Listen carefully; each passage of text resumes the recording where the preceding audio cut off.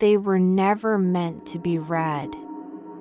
Hidden away in the cracked plaster of collapsing walls, tucked beneath rusted bed frames, and stuffed into the hollow legs of forgotten furniture, these letters were the final, desperate whispers of lives that had been erased. They are stories no one was ever supposed to hear.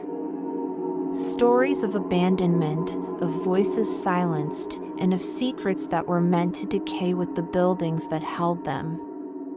This is the story of a forgotten asylum, told not through official records or historical accounts, but through the words of those who were never allowed to leave. This is their final testament. The Unsent Letters of a Forgotten Asylum. Chapter 1. The asylum's shadowed past. In the early years of the 20th century, a wave of new institutions swept across the country. They were called asylums, sanatoriums, places of refuge. They promised safety, healing, and a scientific approach to the troubles of the mind. They were presented as havens, modern marvels of medicine and compassion. But for many, that promise was a lie. These grand, imposing buildings quickly became something else entirely: prisons for the unwanted. They became dumping grounds for society's inconvenient members. Women who were deemed too opinionated were diagnosed with hysteria. Veterans, haunted by the horrors of war, were locked away, their trauma mistaken for madness. Children with developmental disabilities, misunderstood and feared, were hidden from public view. Even men who simply defied authority, who didn't fit the mold, could find themselves stripped of their freedom, their names, and their futures. One such asylum, whose name we will not speak just yet, stands today in ruins. It is a skeleton of brick and stone, picked clean by time and weather. Its official history is a blank page. Records were mysteriously lost, burned, or simply never kept. Chapter 2. The first letters. For decades, it was a place of whispers, of local legends and ghost stories. But as the structure crumbled, it began to give up its dead. Not bones, but words. Hundreds of letters, written on scraps of paper, on the backs of prescription forms, even scratched into fabric. Letters that were never mailed, never read. Until now. Our journey begins with the very first ones we found, tucked beneath a loose floorboard in what was once a women's ward. The paper is brittle, the ink faded, but the words are a punch to the gut. The handwriting is shaky, a testament to the fear that must have guided the pen. It reads, "Dearest Mother, they tell me I am not well, but I swear to you, I am not mad.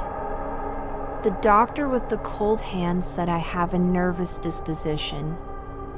He said it was for my own good that Father brought me here. They took my shoes today. They said I won't be needing them. I think it's because they don't want me to run. The hallways are so long, and the doors all have locks on the outside. Please, tell Father I will be good. Tell him I will be quiet. Just come and get me." This letter was never sealed. It was never even folded to fit an envelope. It was a message in a bottle, cast into an ocean of despair, hoping one day it would wash ashore. We found another, just a few feet away, written by a different hand, a different soul trapped in the same nightmare. I hear them at night. The screams. The nurses say it's just the medicine working, but the medicine tastes like metal and makes the room spin. It makes the walls breathe. Last night, a girl in the bed next to me didn't wake up. They just pulled a sheet over her and took her away. Nobody said her name. I don't want them to forget my name. I want to come home. Please. How many letters like this were written in the dead of night, by the dim light filtering through barred windows? How many voices begged for release, for a simple acknowledgement that they still existed, and were met with nothing but silence? These early letters paint a horrifying picture of neglect and gaslighting, but as we move forward in time, into the asylum's middle years, the story takes an even darker turn. Chapter 3, Whispers of Experiments. By the mid-20th century, the field of psychiatry was entering a new, aggressive phase. Experimental treatments, promoted as miraculous cures, became terrifyingly common. Treatments like insulin coma therapy, where patients were intentionally put into a diabetic coma. Electroshock therapy, administered primitives without anesthesia. And the most infamous of all, the lobotomy. Official documents from this era are cold and clinical. Some doctors meticulously documented their results, framing their work as pioneering medical advancement. They wrote of calming agitated patients and curing incurable conditions. But the patients? They documented their pain. They documented the theft of their own minds. This next letter was found inside a hollowed-out book in the asylum's library. It's dated 1954. I cannot remember my own name some days. It feels like it's floating just out of reach. They put wires to my head and tell me it will help me forget the bad things. But it feels like they are erasing me, piece by piece. Yesterday, I couldn't remember my sister's face. Today, I forgot the street we grew up on. I'm writing this down so I don't forget I am a person. I am a person. I am a person. The part of me that is still me is afraid that soon, I won't even be able to write this. These words are a chillingly precise match for the asylum's own internal medical reports, which we later uncovered, detailing a series of aggressive electroshock therapy trials conducted in the very same year. What was called treatment then, we now understand was closer to torture. These weren't attempts to heal, they were attempts to control, to subdue, to erase the individual until only a compliant shell remained. The deeper we dug, the more the letters revealed. They weren't just cries for help, they were evidence. We found letters describing staff brutality, of being locked in isolation for days for minor infractions, of starvation used as punishment. One man, a veteran institutionalized for what we now call PTSD, wrote to his brother. They call it shell shock. They say I am a coward. They don't understand that I can still hear the guns. I see my friends fall every time I close my eyes. They give us work to do, tending the grounds. Today, I found a small bird with a broken wing. I tried to fix it, to splint it with a twig. One of the orderlies saw me. He laughed. He stepped on the bird. Then he looked at me and said, "Some things are too broken to be fixed." I think he was talking about me. This asylum, like many others, was a self-contained world. It had its own farm, its own laundry, its own morgue. Patients were used as a free labor force, maintaining the very institution that imprisoned them. These letters show that the system wasn't just broken, it was designed to be this way. It was a business model built on human suffering. And then, there are the children. The most heartbreaking discovery was a small, hidden cache of drawings and notes in what was the children's ward. They weren't diagnosed with complex mental illnesses. Many were simply autistic, had Down syndrome, or were orphans with nowhere else to go. They were the forgotten children. One note, written in the large, clumsy letters of a child, says, "I miss the sun. We only go outside for 1 hour. I miss my dog. I hope someone is feeding him. The night nurse is mean. She calls me stupid. I am not stupid. My teacher said I was good at drawing. I drew you a picture of our house. I hope you get it." Tucked inside the note was a small, folded drawing of a house with a smiling family and a dog. It was an image of a life that had been stolen from him. This drawing, this simple plea, was found stuffed in a crack in the wall, a message to a world that had forgotten him. As we sorted through these hundreds of fragments of lost lives, we began to see the asylum not as a single, monolithic entity, but as a place of individual tragedies, each one unique and devastating. The letters are a chorus of the damned, voices speaking to us from across the years, demanding to be heard. They wrote to mothers and fathers, sisters and brothers, husbands and wives. They wrote to a world that they prayed still remembered them. They hid their words, their final pieces of themselves, in the bones of the building, hoping that one day, someone would come looking. Viewers' discretion is advised.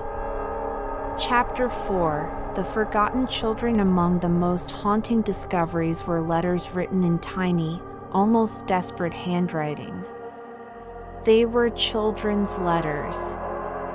Children left in the asylum not because of any diagnosed mental illness, but often for simply being inconvenient. Orphans, troublemakers, or those whose families couldn't afford another mouth to feed. Imagine a child's world shrinking to the size of a cold, sterile room, their laughter replaced by the echoing footsteps of nurses in the hallway. One letter, written on a torn piece of paper, read, "Dear Papa, I am being good. They said if I am quiet, I might get to go outside. Have you forgotten me? I don't like the dark." The simple, heartbreaking plea of a child who just wanted to see the sun again. These children should have been in schools, playing in parks, held in loving homes. Instead, they were trapped within these oppressive walls, their voices silenced before they were even old enough to understand why they were there, let alone dream of escape. Chapter 5: The last letter. The final letter we found was dated 1973, just 1 year before the asylum was officially and permanently closed. The paper was brittle, yellowed with age, and the ink was faded, but the words were still legible. It was never finished. It read, "To whoever finds this, I don't think I will leave. They are moving us tonight. I hear the keys." The sound gets closer with every passing minute. There's a panic in the air, a sense of finality. If anyone remembers me, please, the ink trails off right there. The sentence is left hanging, a cliffhanger in a life story we'll never fully know. The letter ends abruptly. No name. No signature. Just a chilling, deafening silence that speaks volumes more than words ever could. What happened that night? Where were they being moved? We are left with nothing but questions and the heavy weight of an unfinished farewell. Chapter 6 echoes that remain today. The asylum stands empty, a skeleton of its former self. Windows are shattered like vacant eyes, and the grand halls are slowly collapsing under the weight of time and neglect. But those who have dared to wander through its decaying corridors claim the air is still thick with the past. They tell stories of whispers carried on the wind that slips through the broken panes. The distinct sound of pages turning in the library, where no books have rested for decades. The ghostly clicking of typewriters from administrative offices that now house nothing but dust and cobwebs. And sometimes, if you listen closely enough, they say you can hear the faint, heartbreaking sound of a child crying for a parent who will never come. These letters serve as a powerful, chilling reminder. They force us to confront a difficult truth: madness wasn't always confined to the patients locked within these walls. Sometimes, the madness was systemic. It was in the cold, unfeeling bureaucracy, the societal neglect, and the very bricks and mortar that made up the asylum itself. It was a madness of indifference, a cruelty born from a desire to hide away what was deemed imperfect or inconvenient. These were the unsent letters of a forgotten asylum, a place where voices were locked away, but thanks to these fragile pieces of paper, not silenced forever. Their stories, their pain, their hopes, they have finally found a way to reach the outside world. So, I have to ask you, if you were the one to discover this box of letters, what would you do? Would you feel compelled to read them, to bear witness to these forgotten lives and share their stories with the world? Or would the weight of their sorrow be too much? Would you choose to burn them, to let these souls rest in peace and walk away, leaving the past undisturbed? Let me know your thoughts in the comments below. I'm genuinely curious to hear what you would do. Thank you for joining me on this journey into the past. If you found this story as moving as I did, please consider liking this video and subscribing for more explorations into forgotten history. This was The Mystery. Stay curious, and we'll see you in the next one.